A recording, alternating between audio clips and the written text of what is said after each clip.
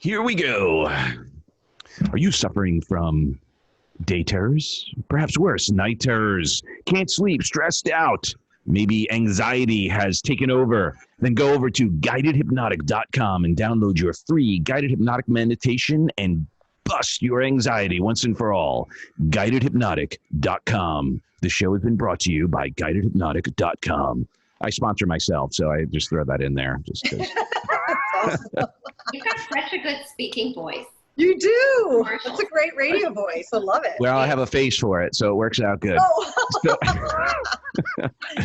All right, so let me introduce this illustrious group or pair of ladies at the moment. So this is the intro, and this is going to sound weird because if I read it verbatim, it's going to sound like I am Jacque and Marzia, but I am not. So let me introduce your coaches, Jacque and Marzia. We help women who help women rock out with their broc out to live their best life. At Plant Chics, you will find a community of women inspiring, supporting each other in their plant-based health journey. Whether you are plant curious, part-time plant chic, or plant-based pro, we've got your back. You will become the healthiest and most confident you've ever felt on the Plant Chic lifestyle. Want to know the best part? You will make lifelong connections and girlfriends in your Plant Chics Tribe. Community is crucial to health and happiness, and our tribe delivers. Welcome. We are so excited to have you part of this family, part of this show. Welcome, ladies. Thank you so much for sharing your most valuable asset, your time, your wisdom, your energy. So, shared, and did I pronounce it right? I know it's Plant Chic, but do you go, the K would make it chic, and the lack of K makes it chic? We're actually Plant Chics because we're Plant Chic from the beach to the street. Oh, so I did it. I screwed you all up. I apologize. No, but we call ourselves Plant Chic too. Like it is, we are Plant Chic for sure. Because I didn't want to offend anybody with calling you chicks or birds or whatever. I don't know what the latest terminology is. So, share, what is your philosophy? What got you into this? Who are you? Where are you from? And just please let loose with your rock. Hi, I'm Marzia Prince, co-founder of Plant Chics, and we help women get off diets and live a sustainable lifestyle. So Jacque and I come from the background as a lot of women do. We basically have tried every fad diet out there. Like I grew up and my mom was doing fad diets, magic pills, she was buying things off infomercials she wasn't using. And back then we had DVD players. She'd buy like Richard Simmons and Buns of Steel and, buy all these fancy gadgets, do it for 2 seconds. And then would be looking for the fountain of youth or the next fad diet. And every time she failed, she would go back to the standard American diet and just give up. You know what I mean? So she's done everything. And as a child, I didn't have an issue with nutrition or exercise, but I did watch her growing up. And I feel like when I hit 18 and I started getting out into the world, I was adopting my mom's philosophies. I was looking for the next fad diet. I was looking for the next diet pill, what was trending out there. And at the time, I was a skinny little stick, but I had this in my head that I needed to be on a diet. So here I was from 18 to probably about 28, 10 years in this diet culture. And I was never happy. So I went from every low carb diet and I would yo-yo back to the standard American diet, yo-yo diet. Which was the food pyramid? Yeah, pretty much. American food pyramid to the next strict diet. And I was kind of like the mentality of most women, it's all or nothing. Let me get off all this processed food and let me devote my life to Atkins, devote my life to South Beach, devote my life to this next fad diet, only to be, it would fail because it wasn't sustainable. And, I just thought, gosh, what am I doing wrong? And, just being young, every time I would bounce back from a strict yo-yo low carb to a high carb, then I started going from the little skinny stick to started gaining weight. It was like 5 pounds and 7 and 10 and 15, where the most I've ever gained was 25 pounds just from, I would call it, and even now I look back, I was binging. It was like I went so strict and then I went to binging, then so strict into binging, but you don't see it that way.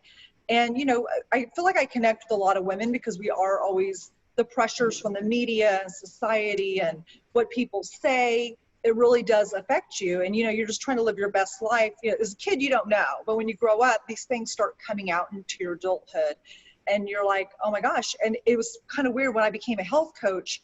It's kind of things come full circle. And I thought, oh my goodness, I'm actually doing my mom's work.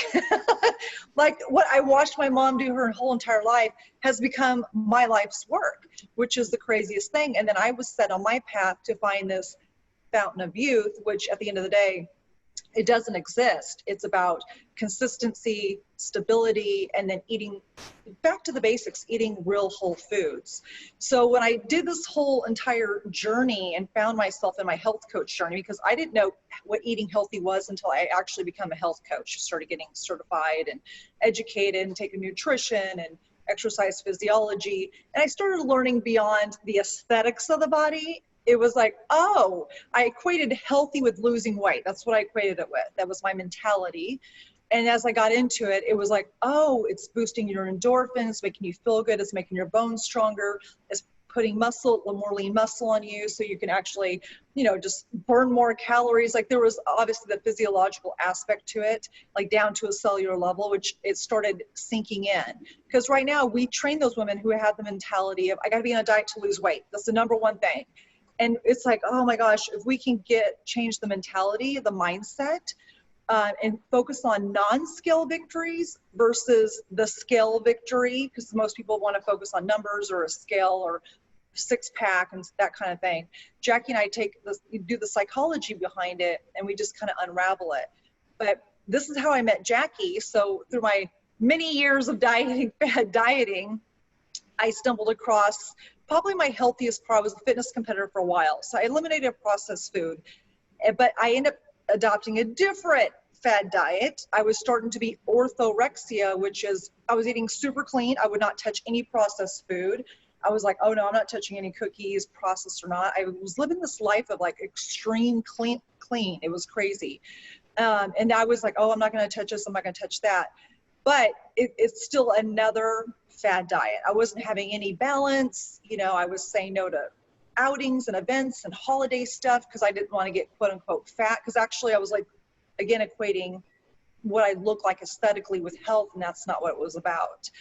So along my journey, I actually had kidney stones from these high protein diets. It was like high animal protein, low carb, maybe moderate fat, but at the end of the day, they were all low carb diets. Do you ever get gout from it as well? Not gout, but I got kidney stones over and over and over. And it was when I was a couple months into the low carb diet, not when I first started. It was like a few months into it because I was really dedicated to doing it. And then when I had went to the hospital because I had to laser my kidney stones, the lady noticed and said, hey, we get Atkins patients that do this. And I said, what? And she goes, well, yours is extreme. You're not Atkins because you're not eating bacon or cheese. You're eating like broccoli and, you know, and chicken, you know what I mean? She was like, yours is completely different. And she goes, but it's interesting, you're getting, you know, kidney stones just like our Atkins patients. She goes, we see that it's quite common. And I didn't know that. So then I started thinking, okay, they're eating all this high saturated fat with cheese and bacon and cheeseburgers with no bun, but I'm not doing any of that stuff. I'm eating like organic chicken and my organic broccoli, and we're getting the same thing. So at the end of the day, it really pointed out I needed to get my nutrition education because it was the low carb diet that was doing this. This is a very extreme high protein, low carb combo that creates these kidney stones. So by the third time, I would basically have my kidney stones lasered at the hospital, which was insane crazy. The registered dietitian said to me, she just said, I don't think this is healthy for you, and I think you should start eating lower protein and adding more fruits and vegetables to your diet. And for me, that was kind of insanity. I'm like, wait a minute, I equated protein equals more muscle and I'm super fit and I'm not eating processed food, so I'm good. And she was like, no. You're like, I'm looking at your diet, you're eating a lot of cooked foods, and even though there are healthier options, you don't have lots, you know, any like more fruits and vegetables to nourish and heal and give you those antioxidants. So she gave me this you guys do supplements as well? Was that something that you were doing then? And yeah, back then I did a ton of supplements. I was doing pre-workout. I mean, I was doing protein powders. And then after my workout, I had something. I was on this huge supplement cocktail along with this high protein diet. So yes, I was like all into like, this product says this, so it should be doing this, like carnitine, you name it. And then she told me get off all the supplements, go low protein, higher carb, which was shocking. So sitting in her office, she gives me this paper, and then she's like, here, and I look at it, and then I see vegan diet, and I go, vegan? And she goes, it's vegan. I said, what? And I didn't know, I'd never heard the word vegan. This is 10 years ago. And I was like, I knew what a vegetarian was, had no idea what a vegan was. And she said, well, what I want you to do is eat more fruits and vegetables, lower protein, no animal protein, but more beans. So she was transitioning to this diet. And this is the craziest thing. At first I was shocked, like, oh my God, it has all those fruits, and you know, bananas are going to make me fat, fruit's going to make me fat, all these carbs are all the sugar. Yes, that's what my mentality was. I'm like, oh my God, I had no idea. And she told me, she goes, whoa, whoa, whoa. She goes, just do this for 30 days. We can take your blood work to see where it's at. And she goes, because if you keep going on the path of this high protein diet, you're going to get kidney cancer or kidney disease. And it was shocking to me because I was a health coach and I thought I was healthy. And here she was handing me on a platter that you're not healthy. Like, here you go. This is your life right now, and you're not healthy like you think you are. So I was like, oh. So that was my aha moment where I woke up and I said, you're absolutely right. I've tried every freaking diet in the world. What's another diet? So she's like, no. Like, just try this. You can go back to eating meat after, but just try this for 30 days. And I did. I tried it for 30 days. She gave me a couple books to read about eating more raw foods. I started incorporating it more. And I absolutely loved, when I got rid of meat, I absolutely loved how I felt. So 30 days into it, I was losing inflammation, not per se weight, but it was inflammation. I didn't feel so bloated and all that, and my stomach wasn't as gassy. So, you know, obviously you go to the bathroom better and all that kind of fun stuff that comes along with adding more, you know, fiber to your diet. And so I ended up adopting it, loved it, but here I am 10 years later, and I found out it wasn't a diet, it was a lifestyle. And that's how I met Jackie. Yeah, I mean, Jackie, were you on a similar path? We have some similarities to our journey to this plant-based lifestyle, but also very different. So, hi everyone, I'm Jackie Tarleton, co-founder of Plant Chics. And my journey, I grew up in a middle-class family in Wichita, Kansas. My parents divorced when I was super young, like 4 years old. Dad got remarried right away. Mom got remarried like a year or two later. So I basically grew up with two sets of parents, which was amazing. And the family that I lived with most of the time was my mom and my stepdad. And they were always into nutrition. Like, we would sit down for dinner, we'd have healthy meals. We'd always have some kind of salad and starch, but we'd always have some kind of meat with the meal as well. And my parents, they were just always talking about good nutrition. We couldn't have sugary snacks in the house. Like, it was just like a healthy household for the most part. And I ended up going to college in Albuquerque, New Mexico, got my degree in nutrition. And when I went to college, I decided that I wanted to be vegetarian. I'm not really sure how I came up with that, but when I called my mom— An episode of The Simpsons. Yeah. But when I called my mom wasn't surprised at all, because she said that she would remember me sitting at the table and we'd have chicken and I'd almost be crying because I think it's like a little chicken running around outside. Not in our yard. I did not grow up on a farm. But so I was in college studying nutrition. But one of the things that I found early on in life is I actually had high cholesterol in college. And as soon as I got my blood work back, I was like, you know what, I'm going to change things up, because I was eating a lot of dairy. I mean, I loved dairy. Dairy was the last thing I gave up. But when I would like tighten up my lifestyle, I would be working out more regularly. I would cut back on the processed vegetarian foods. Then my cholesterol would drop down, like it was within a normal limit or within a normal range. Well, after college, I ended up doing my dietetic internship. And this is the early 90s, so I'm a little bit old. But did my dietetic internship, and the dietitian that trained me, she was vegan. I was vegetarian. I'm like, I'm not going to do that vegan thing. There's like too much, because I love my dairy. But she introduced me to Dean Ornish, T. Colin Campbell, Caldwell Esselstyn. These are like the big poobahs of plant-based nutrition. They're the doctors that have like paved the way to what we have come to know today as plant-based nutrition. And it wasn't called plant-based back then. It was just vegan. So after college, I ended up kind of like drifting away from the vegetarian a little bit because I got into sales, and I have to back up a little bit too. I was a big drinker. I started drinking like at 12 or 13 years old, drinking alcohol. And Which is not vegan. Well, some of them are. Okay. No, not all. That was even before my veganism anyway. Okay. So I got a pass, right? A hall pass. But I started drinking at a very young age, and literally I had consequences from like my freshman year in high school. I had a DUI in college. Like all these crazy things happened. But it still didn't, like, I'm like, it's like we're kids, that's what we do, whatever. And when I got into medical sales, I kind of started eating some meats again. I went more pescatarian, and I would still try and eat clean. I would also work out, but my drinking really, really escalated. So I'm whining and dining physicians, I'm whining and dining myself. Like, my life kind of got out of control, but I was having fun, so I thought, until I wasn't. And it was about 8 years ago that I finally just had enough. Like, I was just sick and tired of being sick and tired, and I needed some changes in my life. And I ended up getting sober on May 15th, 2012.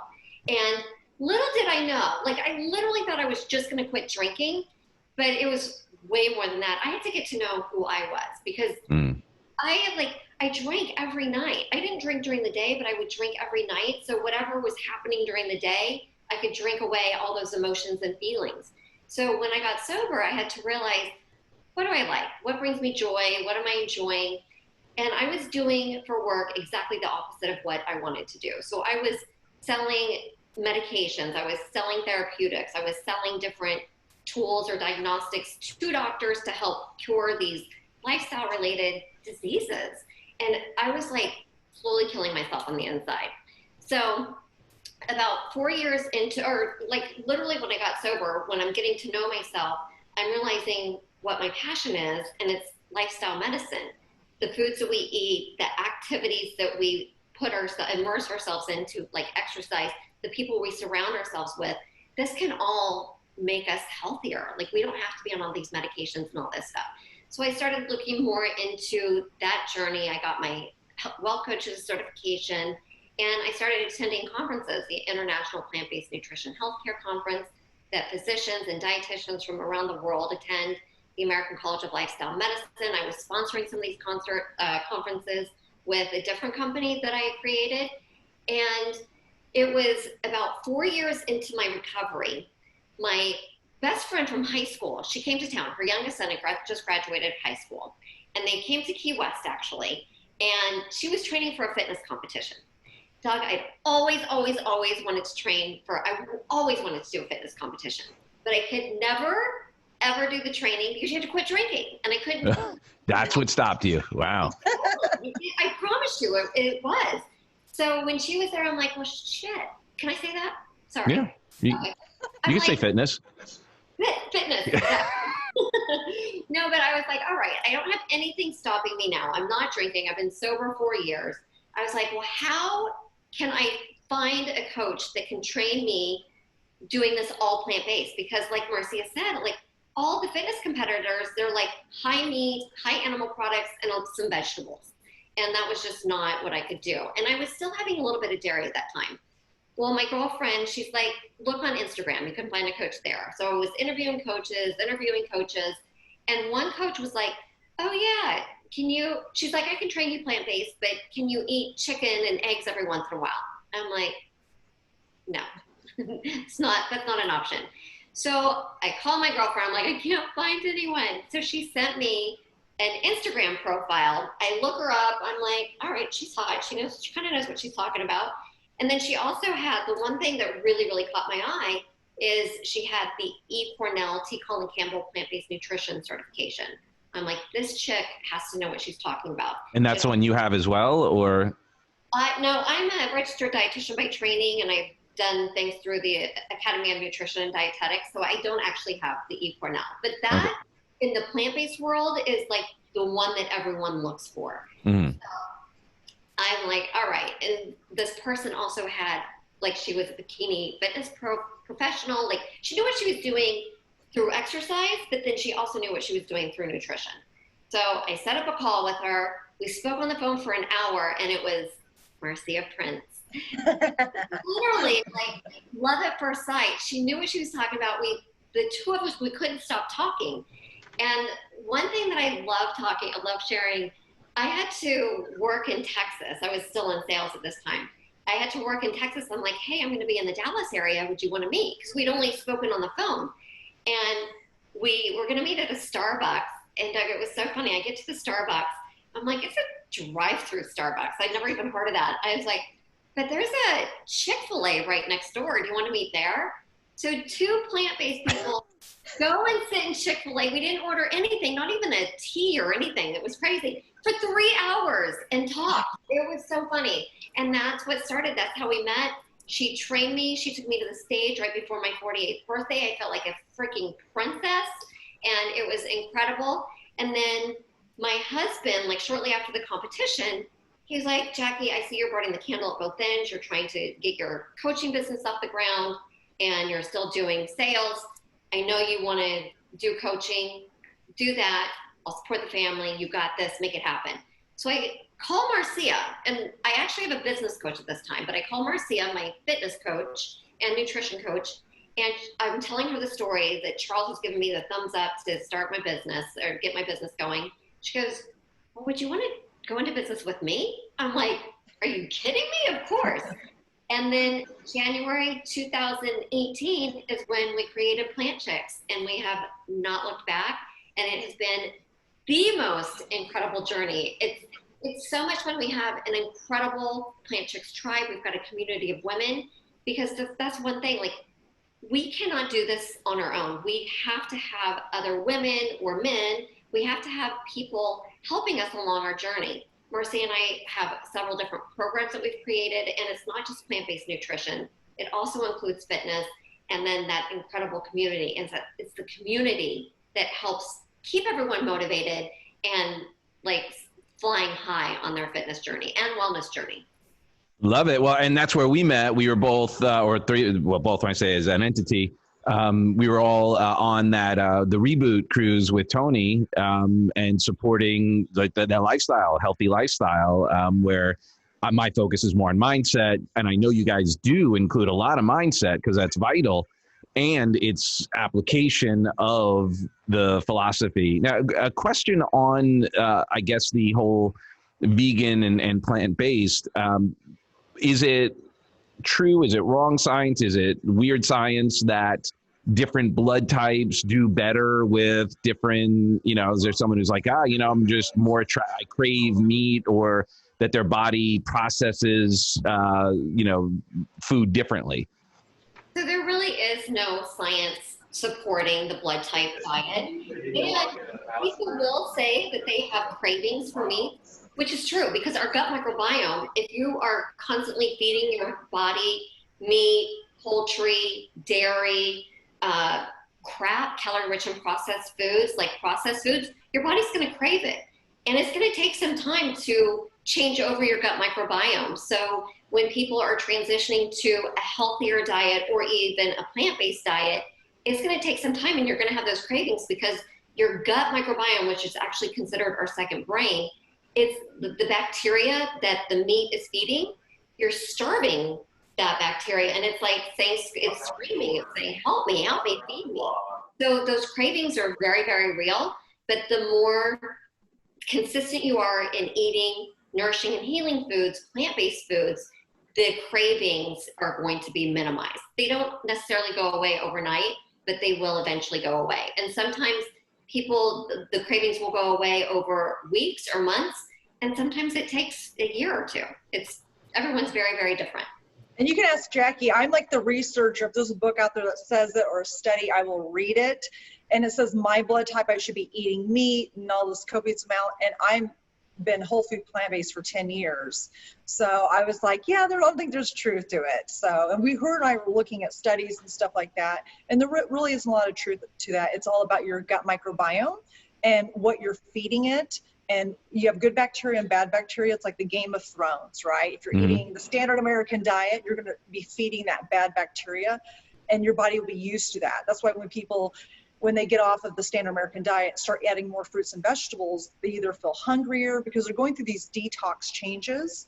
And then so that it's triggering stuff in their brain and their gut microbiome. And they're like, well, I'm starving. But actually, they're feeding them more fiber, and they have to build their gut microbiome and feed the good bacteria and actually put in more of those fruits and vegetables. Those are the prebiotics that will nourish and garden your gut so you have optimal health.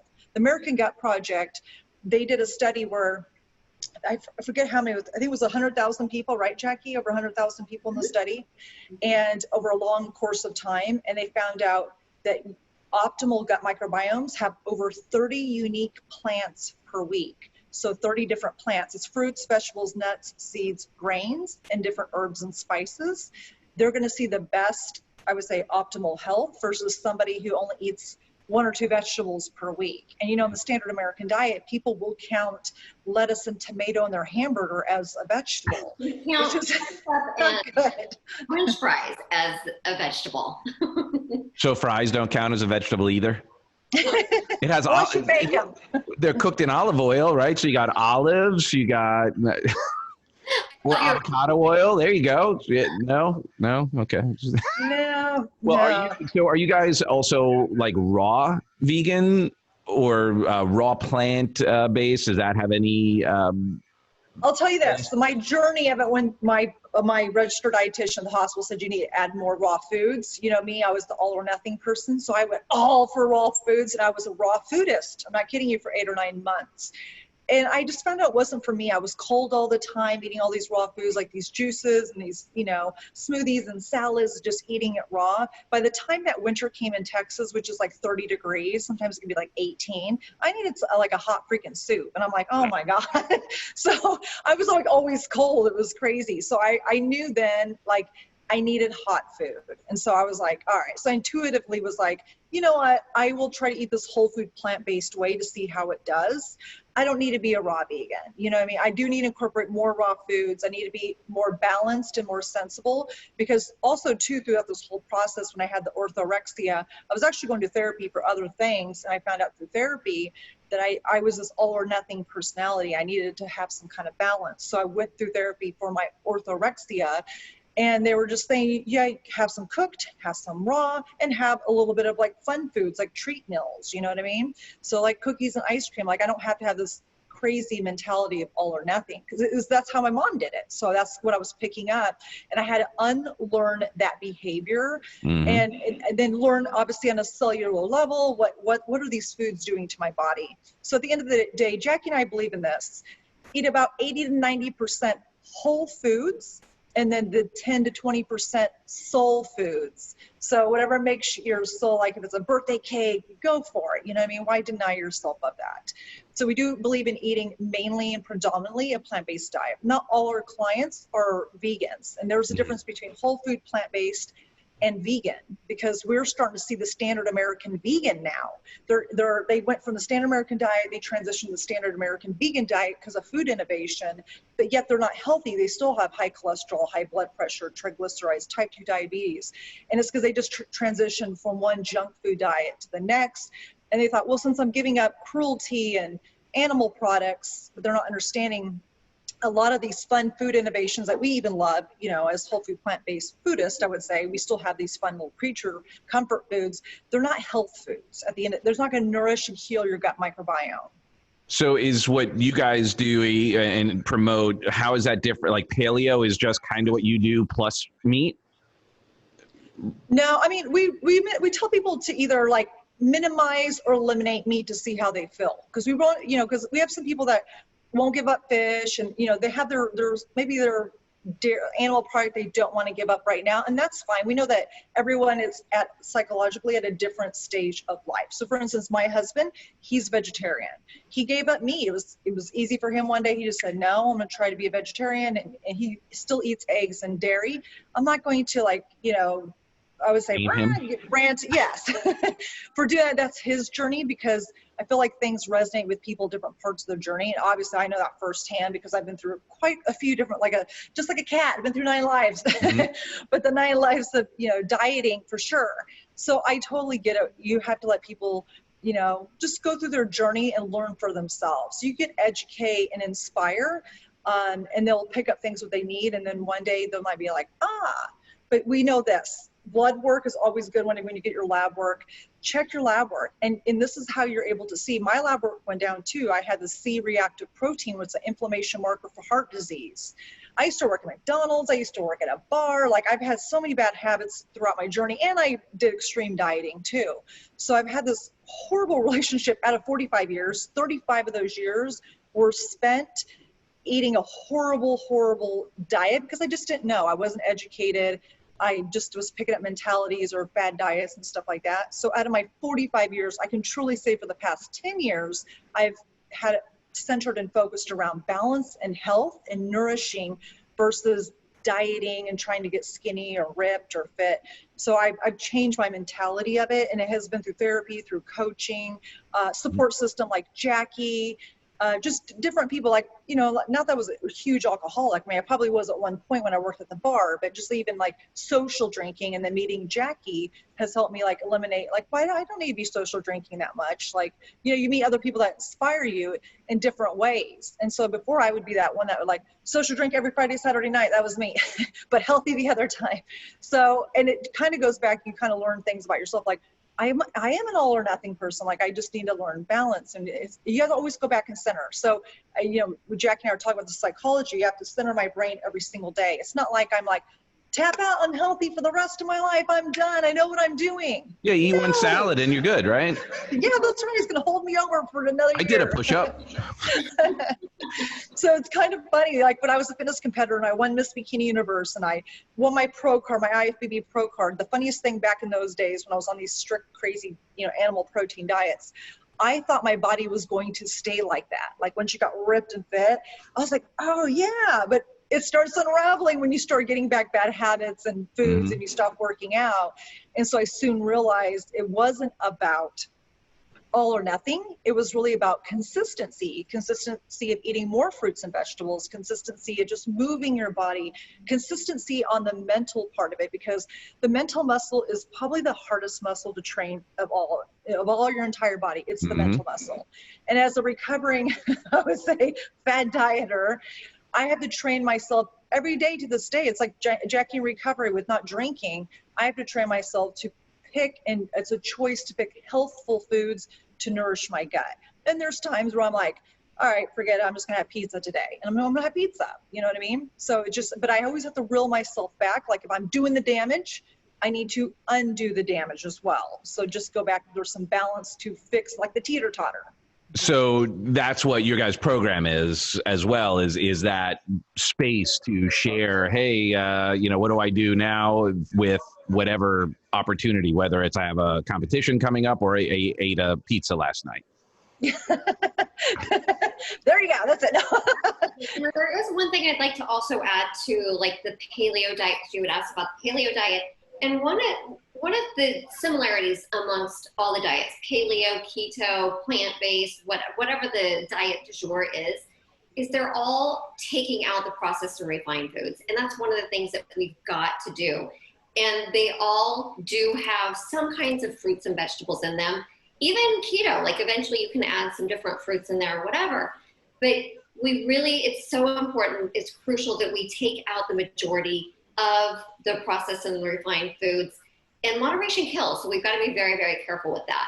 And one thing that I don't specifically like about the paleo diet is they don't have beans in them.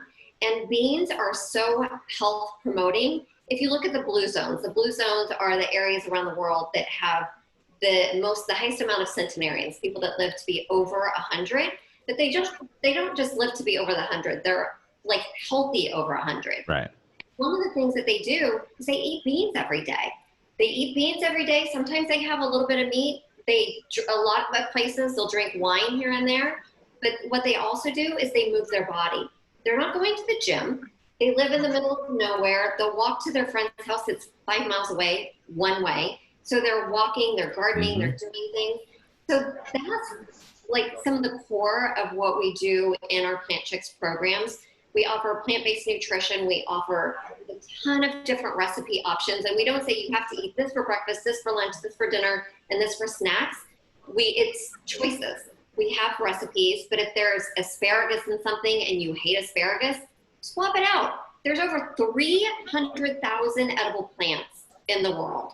So if you don't like asparagus, you have 299,199 other plants to choose from. You're not going to run out of options. And then also exercise. We have exercise programs with our Plant Chics programs. And then on the weekends or your days off, we really encourage active living. So kind of like what the Blue Zones do. Get on your bike instead of driving to the supermarket or driving to see a friend, if you're seeing a friend right now in the quarantine. But get on your bike, ride your bike. I like on the weekends, instead of driving over to the beach, I'll ride City Bike over there. Well, when City Bike is back in action. So just walk and enjoy and have fun. Bottom line, we have to have fun, because if we're not having fun, we're not going to stick with it. Marzia and I are totally on the same page. Like we did a live last night. We're like dancing, and we like to have fun. We like to laugh, and we like to support one another.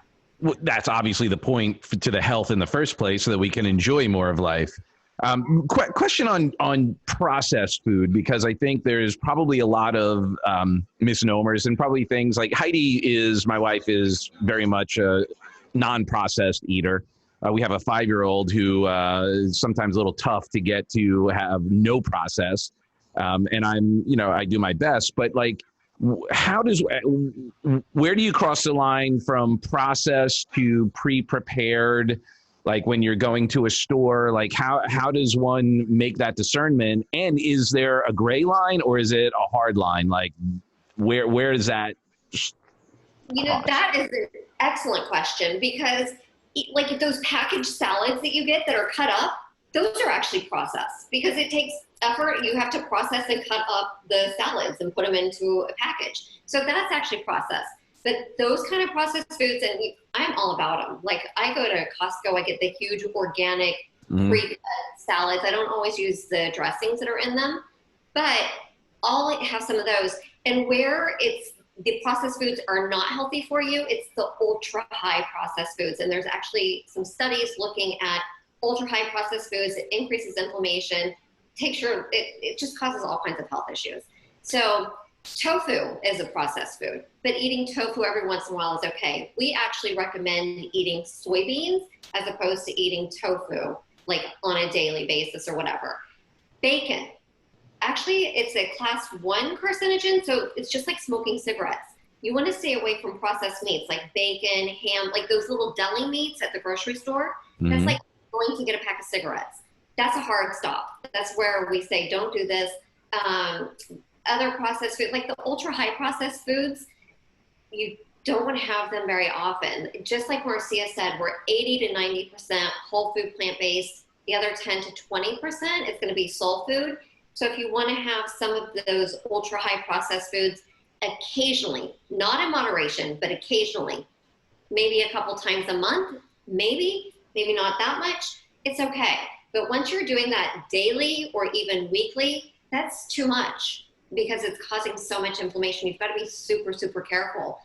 Food innovation is crazy amazing, but it's not necessarily healthy for us. If you look at Impossible Burgers, Beyond Meat, they're all vegan, but there's no cholesterol in them. They're good for the environment. They're better for the environment than actually having a cow hamburger, but they're not healthful. They're not going to bring you health. They're still causing inflammation when you eat them.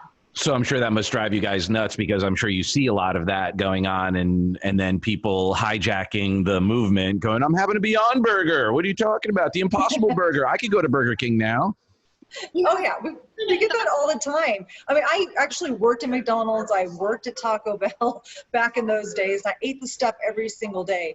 And even though I was skinny as a stick outside, like I may have looked healthy to people, because people equated skinny with with being healthy. You know, who knows what my insides were, what my blood work was, because I was stuffing all the saturated fat and cholesterol down my throat. I mean, I didn't know. So, but fast forward to today, I mean, I think it's great that we have that food innovation and those choices. People do it for environmental. Like we actually saw Ethan Brown, the guy who created Beyond Burger. We saw his keynote speech. It was very impressive. He did it for environmental reasons, not for health reasons. Because he said, everybody writes me and they're berating me on like the Beyond Burger's made of crap. And he goes, actually, I did not make it to be a health food. He goes, when you eat a burger, that's not a health food. He was like, when you eat a burger, it's obviously crap food. He goes, I did it for environmental reasons and also animal reasons too, because of the factory farming. But he goes, I did not mean it to be a whole food, plant-based health foods. He goes, that's where, you know, the public has seen it differently. So, you know, he's very honest in this thing, but I think it's great. He did it for the environmental reasons and for the animals as well. But yeah, at the end of the day, it's not a nourishing, healing food. And he even says it himself. It's there for fun. He tries to create the taste and the texture of a real burger for meat eaters, not for vegan people that are whole food plant-based. He did it for the meat eaters. Right. So meat eaters always have this issue with it. And it's just like, no, he created it for you guys. And then, you know, the vegan people, some of them, the whole food plant-based have an issue with it because it's processed. Jackie and I don't have an issue with it, but if someone's really trying to lose weight, then yeah, you're not going to eat a cheeseburger to lose weight. You're not going to eat a cheeseburger, like a Beyond Burger, if you want to really lose weight. Because you got to think of inflammation. If somebody comes to me and like, I need to lose 10, 20, 30 pounds. This is what a woman comes to me like, I need to lose weight. That's the first thing. I'm like, do you want to get to your goal weight or to your goal lifestyle? There's a choice. We can get to your goal weight. It may or may not be sustainable. We can get to your goal lifestyle. That's where the sustainability is. So it's teaching people, let's focus, you know, getting off the weight issue and on the sustainable lifestyle. Because when you focus on the non-skill victories and about nourishing and healing and moving more lifestyle medicine, sleeping, getting the right amount of sleep and drinking enough water, getting these things in order, at least at a balanced level, you don't have to be 100%. That is where you're going to make your most beautiful gains in life. Like you'll gain your life back, not weight. You'll start losing weight and actually start losing inflammation. They may see fat, we see inflamed, somebody who's inflamed. They're doing something to their gut microbiome. Are they getting enough sleep? Are they drinking enough water? Are they eating enough healthful foods? Because Jackie and I, we still have some processed foods right now, but we've managed to be in a balance to where we're not inflamed anymore. Whereas before we were inflamed, we weren't feeling good, we had all these side effects. Right, that's where like disease comes from, is the inflammation. Inflammation is the silent killer. And a lot of people think, oh, it's not gonna hurt me right now. Or somebody like, this is kind of crazy. A lot of people like when they talk about the stats of the US about heart disease, you know, about 65 to 70% of the US right now is overweight. 32, I think it was, or 33% are obese. This is a huge, staggering stat, but they're not keeping account the people that were like me back in the day, were skinny as a stick, that eat nothing but inflammatory processed foods and drinking, and I was living off the standard American diet. No one takes that into an account either, because they're thinking of the overweight and the obese people. But I'm like, there's a whole army of skinny people out there that are super unhealthy. They're skinny or skinny fat, and even fit people. So here's another great example. I met my husband, you know, 17 years ago, and he's a football player type, ripped, shredded, 8-pack, but he was eating Cokes and cheeseburgers, so much processed food, but genetically he was super blessed. So I was like, wow, here I was a skinny kid eating processed food. He was the, you know, the muscle football guy that was naturally ripped and shredded, doesn't have to work for it. And, you know, eating processed foods. To this day, like my husband can get on this little processed food binge and, you know, maybe gain 10 or 15 pounds and his arms will look more ripped and shredded. People are like, wow, you've been working out? And I'm like, with this eating, but it's just kind of funny, like he's genetically built that way. Whereas, you know, people don't take that into account. They think of someone who has a 6-pack, you know, or nice shoulders or a great body, they think, oh, wow, that person must be healthy. And it just could be just genetics, luck of the draw. And that person, I've met personal trainers in my career as a personal trainer at the gym, where these men ate nothing but junk, but they worked out and they had amazing physiques, but they knew nothing about the health aspect of it. So, you know, we have this whole underlying world there too that has to do with people that are very thin or skinny or fit that don't eat healthy. Well, sadly, just because someone looks healthy does, or, you know, again, based on what model, doesn't, of course, mean that they are healthy. And where are you guys at with like pH balance and so forth? Back when I was first getting into Tony Robbins, before I, went on the road with him and stuff, I got into Dr. Young and the pH Miracle and all of that. Do you guys incorporate any of that as well? We actually don't. We don't talk about it, but a plant-based diet, a whole food plant-based diet, naturally do it. Yeah. It's naturally alkaline, 100%. So you're also too, from all the studies that Jackie and I go to, all these lifestyle medicine conferences, and these doctors put out these facts, your blood is always in the right pH balance, right? Your blood always. It's just your gut microbiome that is not. It could be dysbiosis, right? Your gut microbiome is the Game of Thrones.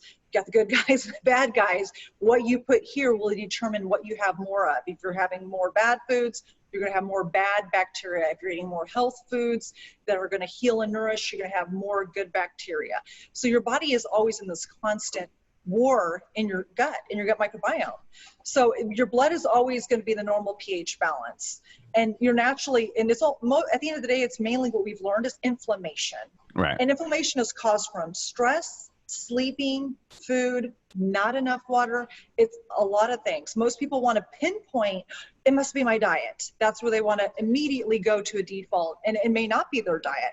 For instance, I trained a couple of them back in my day. I trained a couple of news anchors, and they want to look good for TV. That's just their nature. They get their hair and makeup done, and they want to look fit because the camera does add 10 pounds. And so basically these girls were working out, eating the right food, drinking water, doing everything by the book when I was training them. The only thing they weren't doing, and they were gaining weight, was they weren't getting enough sleep, because they had to get up at 1:30 in the morning, read up their, get ready for work, had to be in hair and makeup by 3:30. That way they could be on the news by 5 a.m., right? And read their script and all that. Their circadian rhythm was off. And if your circadian rhythm is off, it doesn't matter what you eat. And if you're a little bit highly stressed with your circadian rhythm, because they do have a high stress job, and they're not getting enough sleep, which actually raises your heart rate up, these women were never going to be healthy or fit. One of them ended up moving back to like her hometown, got some sleep, went to a different news station, took a few months off, lost 20 pounds just like that, because she was getting sleep. And it was, at the end of the day, it was sleep, not about what she was doing. All the other stuff was doing right. It was sleep. Yeah, and one of our physicians in our tribe, she's a lifestyle medicine physician. She actually is a critical care physician. So she works shift work, and she has to work in the ICU. She sleeps in the hospital every once in a while. Every time she goes on vacation for a week, she loses 10 pounds because she's sleeping normally. So sleep is the number one thing. But just like Marzia said, it's not just one thing. It's usually a multitude of things. So look at your sleep hygiene. Look at the foods that you're eating, the people you're surrounding yourself with, the level of activity that you're doing, and also your spirituality or like your mindset. Those are crucial, all of those. So what have you noticed, now we're going a little temporally here. Two things. One, I would say with COVID and all of that, America, I think in general, is probably one of the most unhealthy countries on the planet, and ergo is experiencing some of the largest challenges in many ways, notwithstanding any other conversations around all of that.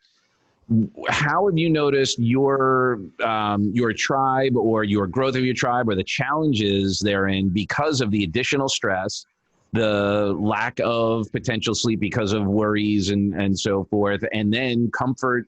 I'm sure there's a raise, more comfort eating because of just the availability and convenience of it all. How has that affected your approach to supporting your tribe? We've actually seen more engagement since the whole pandemic started, because people do have more time. They are more stressed. So we're trying to do more lives in our tribe. We're doing another challenge right now too that's just wrapping up. But we have a ton of engagement, and it's just interacting and having those good conversations with one another, because that is crucial. We have to social distance ourselves from people, so it's hard to have that feel good and bonding, right? Mm-hmm. And for me personally, in recovery, I was used to going to 1 or 2 meetings a week in person though, and I'd see everyone, give them hugs, high five, whatever. We'd have a good time. But literally since the pandemic started, I've been on a Zoom meeting at least one a day, every day. I felt so much more connected. It's been beautiful. Marcy and I are also doing live workouts occasionally. My husband and I are doing workouts every day in our living room. I just posted something on our stories yesterday. I never thought I'd be that person doing burpees in my living room, and here I am. So he bought a Bosu ball and like all this stuff. So we've actually felt a little bit more connection going into the pandemic and the quarantine and COVID, which is really kind of cool. And it's nice that the women have been able to come into the tribe. We've grown a lot, but it's nice that they've seen like the amount of connectivity and everything that we have. So we've seen some, and that's not saying that all the women in our tribe and all the people that follow us on social, they're all doing well, but we have our ups and downs, but we're able to in a very safe space, and we're able to get back on track a little bit faster because we do have that safe space. You know, to touch on that too, Doug, you know, we went on that cruise together, right? And so we came off the cruise a couple days later, I got sick. And this was in January. And I haven't been sick. I've been with my husband 17 years. He's never seen me sick. I've never been a sick kid. I've always been pretty healthy. Even when I ate crap, the processed food, I was still sick. Unless I was hungover, but drinking, I was one situation. But we're talking feeling ill, fever, flu. So coming back from the cruise, 3 days later, I got sick. And this was in January before the pandemic was hitting the US. Jackie joked around. I said, oh my God, I think I'm actually sick. You know, I'm like, I've never been sick. And even my husband was like, whoa, I've never seen you sick. So he was like, quarantine me to the bedroom. And we were like joking around and stuff. But because I couldn't sleep at night and I was starting to cough. And Jackie joked around and said, maybe you have the coronavirus. And I said, what's that? Because I had not heard of it. This was at the end of January. We just got the cruise a few days later and I was sick. And she was like, oh, you know, she goes, something that's happening in China right now. People are getting sick. It's kind of like SARS. So she was explaining it to me. And I was like, oh, interesting. She was starting to hear stuff from, you know, her husband's a pilot, Jackie's husband's a pilot, and they were starting to hear stuff through the airline stuff that he works for. And so she was educating me on it. And I was like, huh. So I started Googling it and I was like, yeah, I don't have that, right? It's like, no big deal. But the sickness was lasting for 5 days. I was starting to cough and I knew something was wrong. And I was, you know, usually I have silent reflux normally, and silent reflux is like a gastro thing. And so if certain foods like, you know, alcohol or coffee or something, vinegar will set me off and I'll cough. And I kept blaming it that it was like my acid reflux, the silent reflux. I'm like, oh, it's my silent reflux. And I literally was coughing up a lung.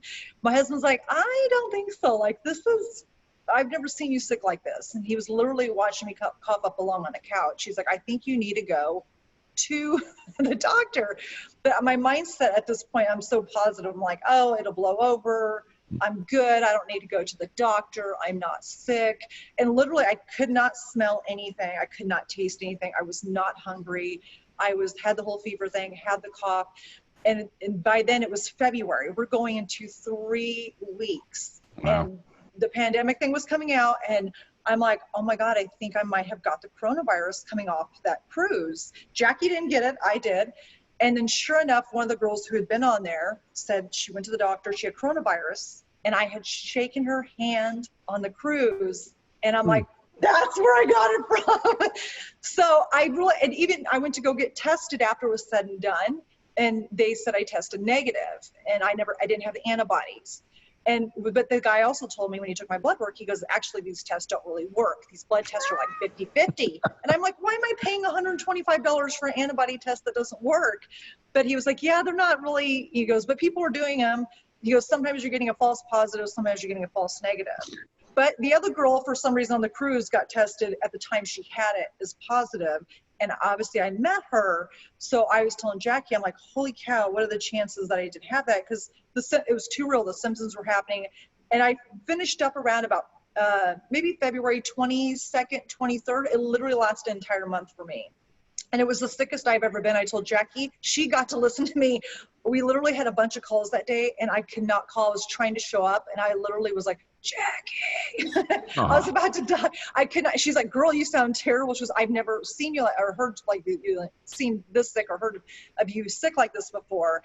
And she was, you might have it. But that right there just taught me how fragile your health was, because I've been taking my health. I've been healthy for so long, I would say you kind of take it like, take advantage of it. Like, I'm doing great. You know, you don't think anything about it. And then all of a sudden when it's taken from you like that and you feeling at your worst, I was like, oh my goodness, I don't wish this upon anybody. But it made me think when I got back to feeling better, how much more important nourishing and healing your body and not causing things that would lower your immune system. So I was doing things that will boost my immune system. We know that coronavirus will hit anybody, doesn't matter what your immune system is.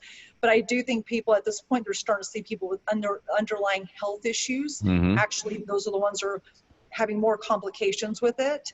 And so Jacque and I are like, this is very important, especially over 40 and 50. You really want to be proactive with your health and just start healing and nourishing, start reducing that inflammation, start focusing on if you do have high cholesterol, how you can lower your cholesterol, if you have high blood pressure. This is what Jacque and I do for a living.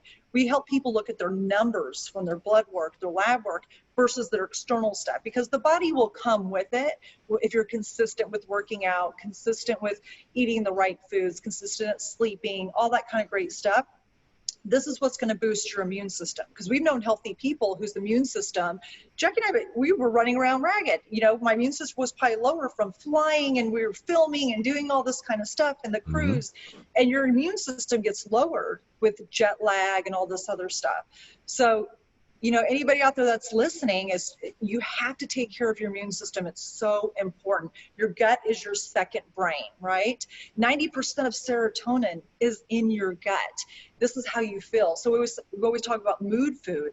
How are you feeling when you eat a certain food? Sometimes endorphin-wise, if you're eating chocolate or pizza or candy or cookies, you might feel good. Those create dopamine, not serotonin. That's right, temporarily. And then all of a sudden you're like, oh gosh, I feel like crap, after it settles and starts breaking down in your body, and you start feeling inflammation and bloating and stuff like that. And you just fed your bad bacteria in your gut and wants more. And so you're like having these cravings. So that you have this whole chemical reaction that goes on in your body.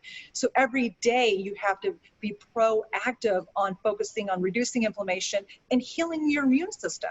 Because, you know, when it's gone, it's gone. And a lot of healthy people that we know a couple doctors who've had COVID. We know a dentist. Some of our friends have had it, and they've tested positive. They've all recovered. But at the end of the day, it was a hard hit to them. And these were healthy people. And these were plant-based people that were healthy. I mean, I'm one of them too. And it doesn't matter. It will affect, COVID obviously will happen to anybody. But one, the support, I have a positive attitude anyways. I have my mindset every day. I have my miracle mornings that I do on my mindset. So had I not had a positive mindset, you know, I could have been like, oh, feel sorry for me, I'm sick, you know, that kind of mindset where, you know, you act like you're dying on the deathbed. But my husband was like, God, you would be really dying on your deathbed and you would not think you were dying. Because I was such in this mindset. Like, even Jackie, she was like, I should have told you to go to the doctor sooner.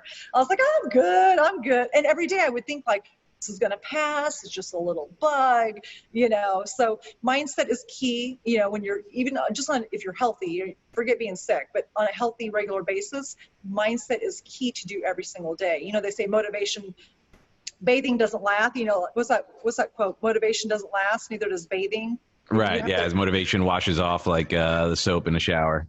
Yeah, so and I did realize that, you know, I always thought I was always going to stay motivated, and that's not true. As a health coach, people think that Jacque and I pop out of bed like, oh, this is the morning and we're all happy.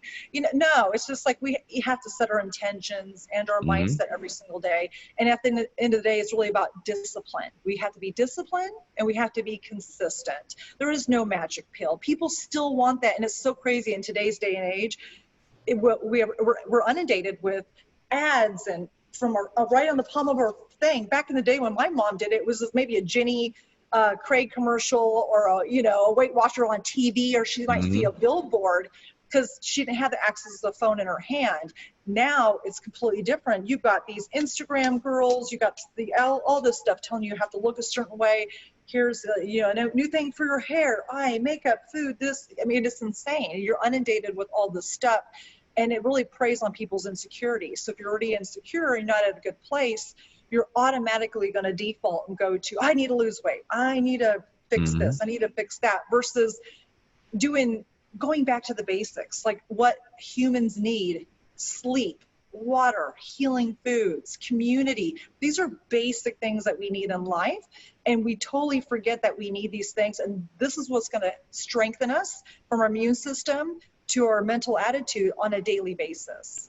Well, and much of what I teach is, you know, the behavioral trinity, the three things that create our emotions. First thing is our physiology.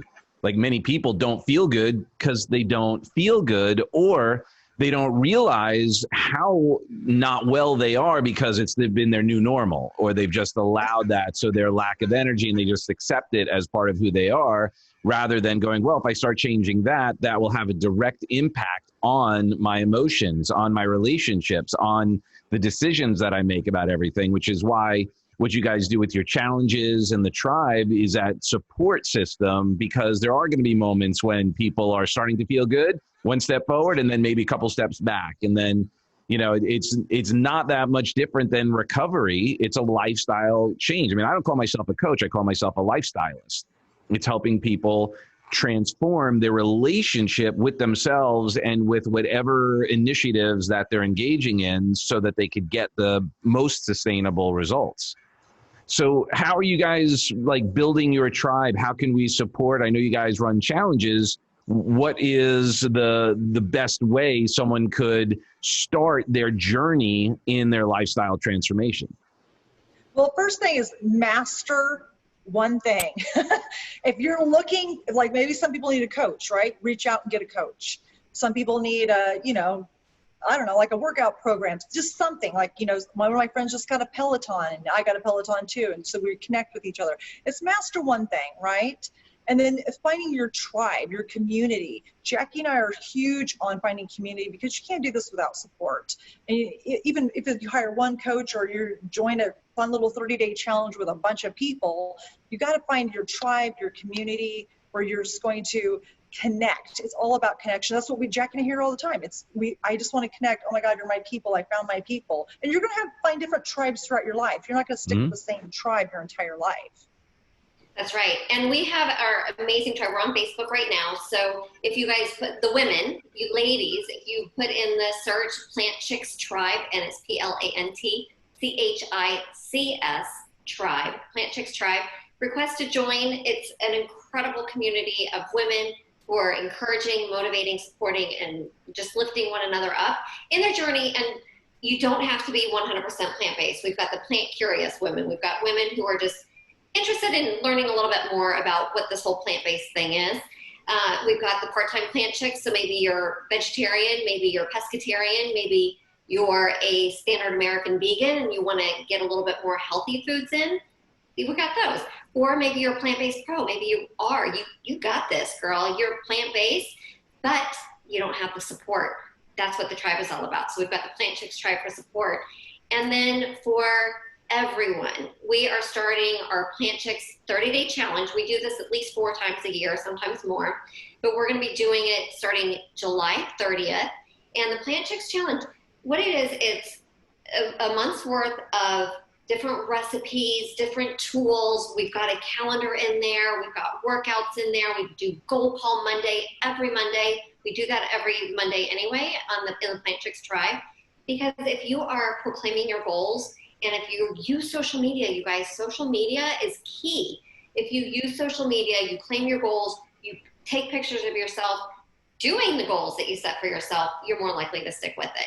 But our Plant Chics 30-day challenge, it starts July 20th, and it's going to be 4 weeks of food, fitness, fun. You will not be hungry. You will be pleasantly satiated, and you're going to be changing your gut microbiome and getting healthier from the inside out. So we invite you guys to join. Well, and I know that people are going to get some of this information when they join it. What can one expect as far as the journey when one starts making that transition? Because, you know, all marketing, the pills, all that you're talking about, no one would say, tell you what, this program is really uncomfortable. You're going to be hungry. It's going to be painful. You're probably going to get irritated and get frustrated and pissed off quite a bit on your journey, right? No one would say, well, I want that. But obviously, like, there's going to be some adjustment. how could one prepare themselves for that adjustment and get excited rather than, intimidated by the opportunities that lay ahead? Well, get excited by being uncomfortable, because you are going to be uncomfortable through this entire journey. And we get this all the time. We're very open, and we do have women that come out to us instantly like, oh my God, this is so hard. We're like, good. It is supposed to be hard.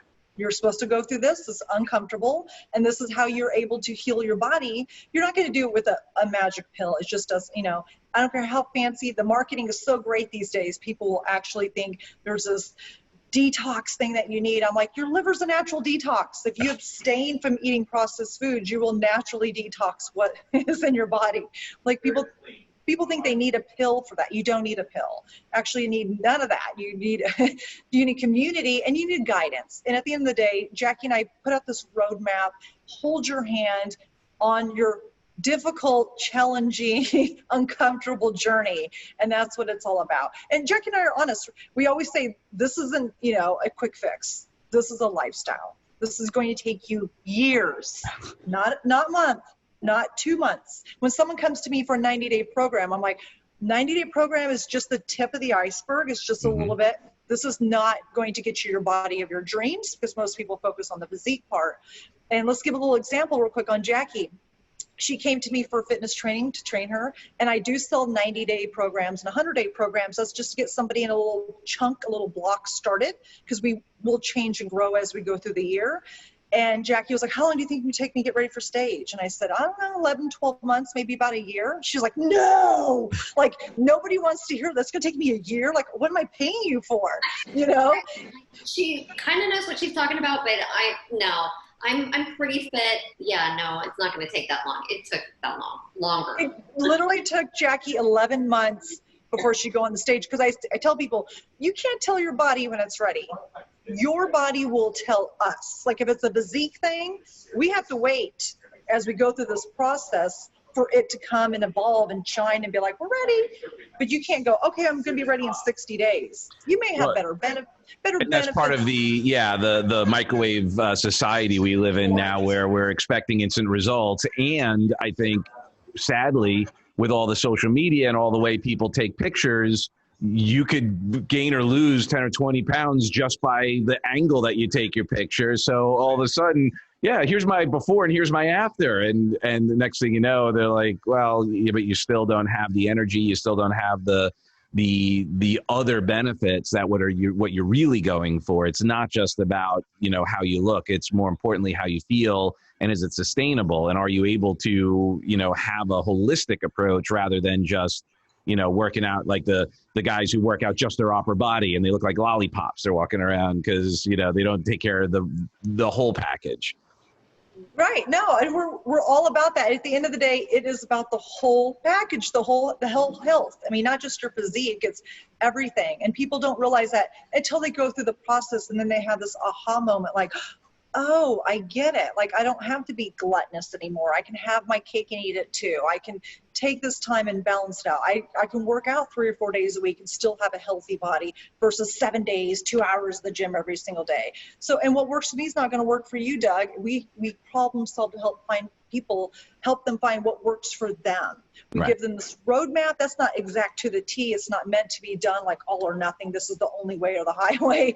This is like, you're going to take little bits and pieces that apply to your life, and you're going to apply it to your life, and you're going to work it, see how it works, and you're going to change and grow. And then we're going to give you some more tools that you can put in your tool belt as you grow. We just don't give you all the tools, because the tools aren't all going to resonate at one time. Like, here, let me just throw this tool shed at you and you're going to use every tool. It doesn't work like that. Well, as lifestylists, yeah, we Miyagi people.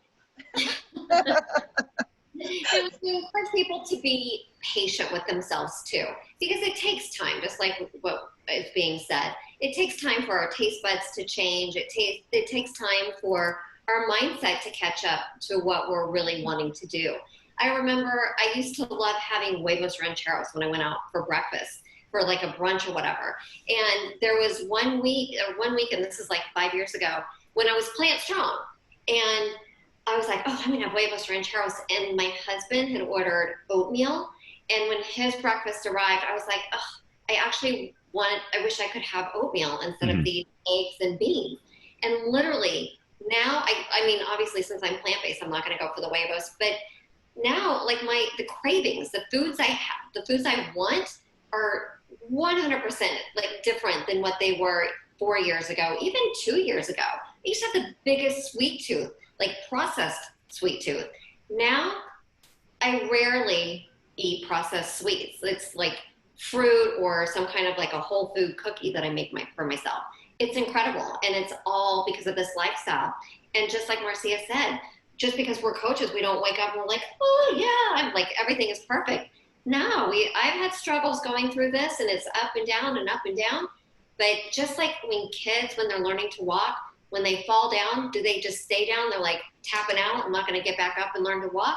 No, they get back up. So the same thing, like if I'm having a bad day, I want to sleep in, I decide I don't want to work out, I do that, and then the next day I get up and I get the workout in, and I'll eat some nourishing and healing foods.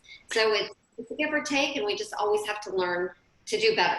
Well, and that's obviously the one thing is how quickly we get off of our, pity potty. And then the other thing is like when it comes to, I guess, two questions. One with children, is there a different approach with children? Do they have different needs, different approaches and so forth? And then the other is, are there any particular patterns that you see with vegetables or fruits that people have an easier time sort of incorporating because of the taste and other experiences that makes it an easier transition than to go, you know what you got to do? You got to eat kale now. And they go, ugh, I don't like. Yeah, no, those are great questions. And with children, the Academy of Nutrition and Dietetics, that's the governing body for all the registered dietitians, they actually have a position paper, and children, like a vegan or plant-based diet is healthy through all stages of the life cycle. When you're a child, like when you're an infant, you have the highest growth rate ever during your entire life.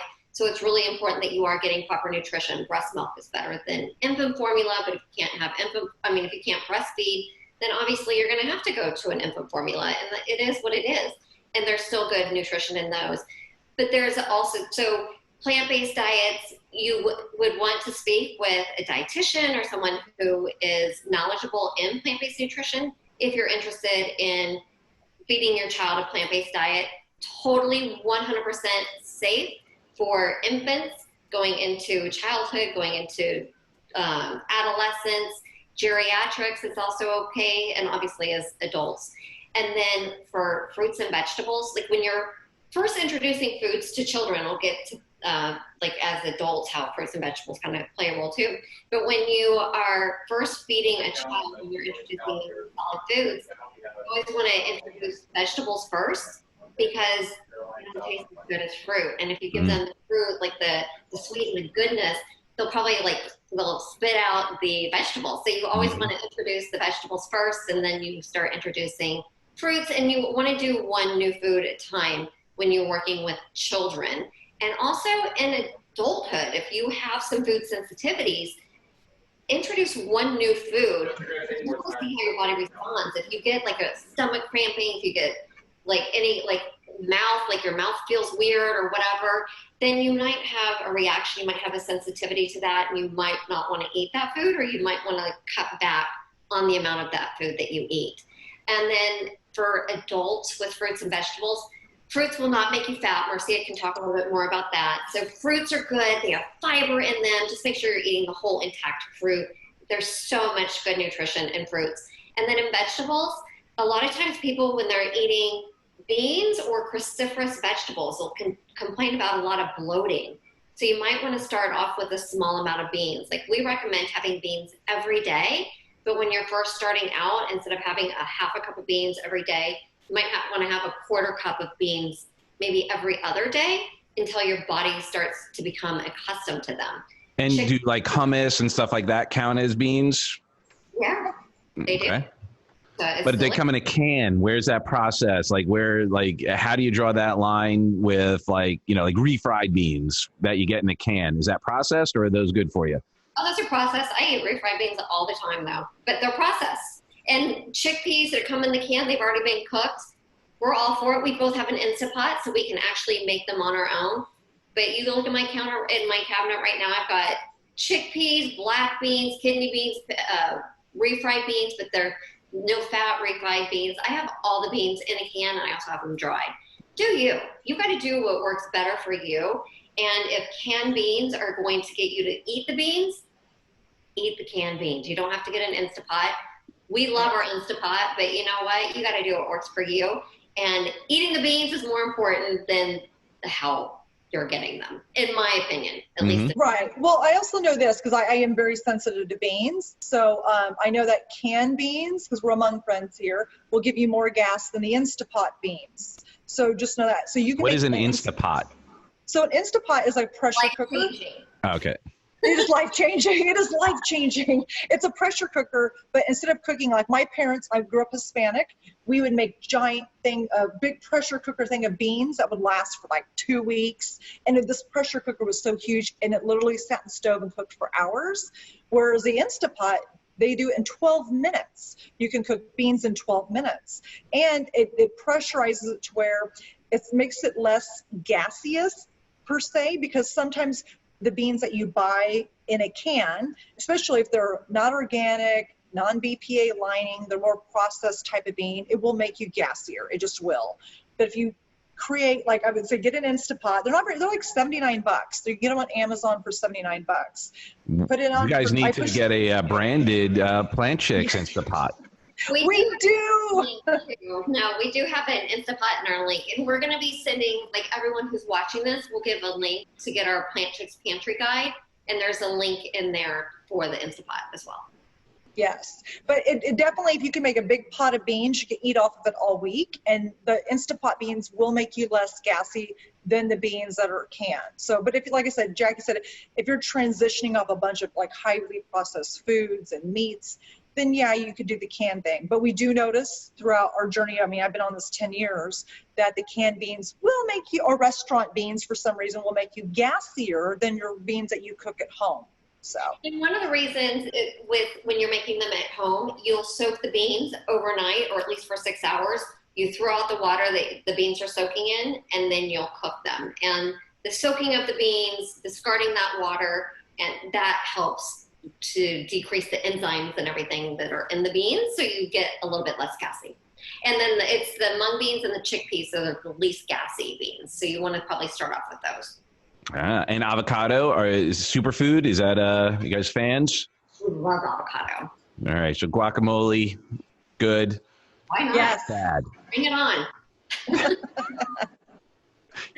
Yeah, well, and one of the things that we recommend, literally, so I love that you asked if avocado is a superfood, and one of the things that we personally say is we will take a diversity of plants, 30 to 40 different plants every week over any superfood. So there's all these superfood elixirs, there's chlorella, there's all the different kale, whatever, but literally eat 30 to 40 different plants. You don't have to be 100% plant-based, but eat 30 to 40 different unique plants in 1 week. Literally keep a list, see what you're doing, and you're going to health up your gut right there. So those like super greens or any of those, you're not a fan of those drinks or putting them in a shake or what have you, spirulina and some of those other. It's extra. It's not something I'm going to rely on. I posted something on Instagram today. I did a little bit of yoga. I have an ultimate elixir every day. It's 25 superfoods, but literally I'm not relying on my elixir every day. I'm relying on my 40 plus unique plants every week that I'm eating. And that elixir is just more power to me. Yeah, because the real fruits and vegetables, they're attached to fiber, vitamins, minerals, nutrients that have all these healing properties that when you start eating, digestion begins in the mouth. It's going to start breaking down and healing your body and reducing inflammation, feeding your good gut bacteria. It does all this great chemical reactions in your body. When you have that superfood that's powder, think about it. I don't care if it comes in the amber jar and it's organic, raw, and it's all this stuff. It's still processed a way to get there, even though they ground it down to a powder.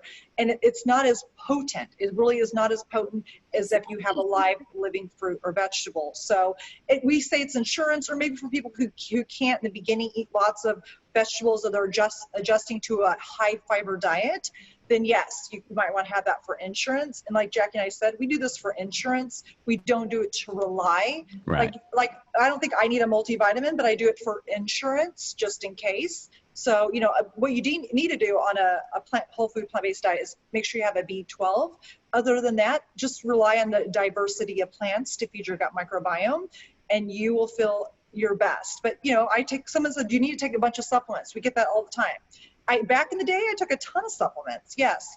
Today, if you look at my cabinet, I have 2 things, multivitamin and B12, and then I have the little elixir powder, and that's it. And other than that, if you look at my fridge or my pantry, that is where my supplements are, is my food. So. How about juicing, masticating versus the spinning thing, and what is the verdict on juicing?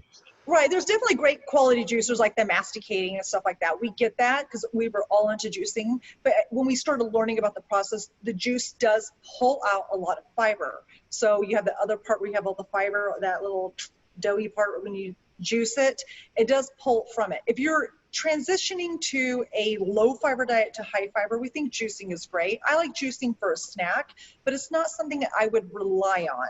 Okay. You want to make sure you have fiber, because the fiber is what feeds the gut microbiome. Fiber is the magic food. A lot of people, that's the magic pill. Like people don't want to believe it, but fiber. So can we get the fiber pills? Those would be good. A fiber gummy? No fiber pills. None of the poop teas or fiber pills that people want to get. No Metamucil or prune juice. We want real whole food fibers that's attached to fruit, vegetable, nut, seed, grain. What doesn't have fiber is animal products. No meat. Meat does not have fiber. Oils don't have fiber because a lot of people rely on oils.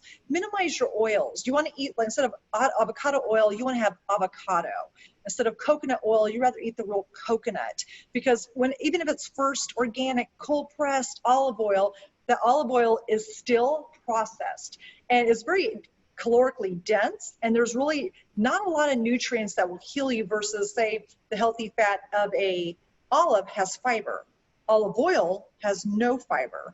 You're going to gain a lot more weight for your body with olive oil versus olives. So a lot of times people go into the plant-based lifestyle, they're having tons of oils. And I'm like, whoa, let's chill off on the oils. You can still have healthy fat, but in the form of avocados, olives, nuts, seeds, different, chia seeds, flax seeds, those kind of seeds, pumpkin How about seeds. hemp? Has that been Hemp seeds, yeah, it's a healthy protein and a fat, because some of these serve a protein and fat, some that have a dual purpose, and hemp is one of those. But yeah, just trying to get those fats that are attached to fiber. You have 2 types of fiber, soluble and insoluble, and you want to make sure you get both types of fiber. Just like in your muscles, you have type A and type B for the muscle fibers. So like the runners have one type of fiber, muscle fiber, so does the weightlifters, they have another type of fiber, right? And then you have the people who have both. Well, you want to make sure you get both types of fiber, food fiber in your body as well. It's not just about the fiber, just like, oh, let me go get this little stir thing and drink it. And we have people that come from these paleo diets, keto diets, that are on these kind of Metamucil type fiber thing. I don't know what they're drinking.